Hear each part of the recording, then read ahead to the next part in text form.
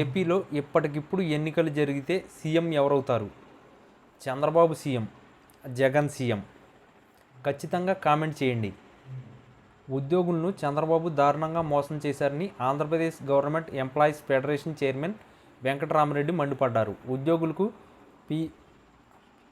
PRP ఇవ్వాలని ఉద్దేశం ప్రభుత్వానికి లేదని, ఇప్పటి వరకు పీఆర్పీ కమిషన్ అపాయింట్ చేయలేదంటూ ఆయన దుయ్యబట్టారు. ఆదివారం ఆయన మీడియా సమావేశంలో మాట్లాడుతూ ఉద్యోగులకు పెండింగ్ బకాయిలు రూపాయలు 34,000 కోట్లు ఉన్నాయి, ఆ బకాయిలు ఎప్పుడు చెల్లిస్తారు అంటూ నిలదీశారు.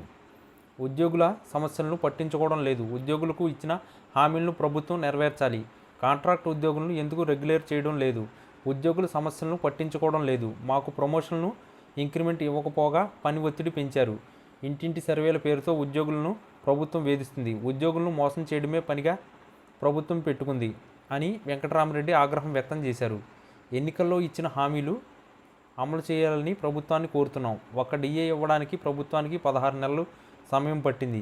తక్షణమే ఉద్యోగుల సమస్యలు పరిష్కరించాలి, ఉద్యోగుల ఆవేదనలను ప్రభుత్వం అర్థం చేసుకోవాలి అని వెంకటరామరెడ్డి పేర్కొన్నారు.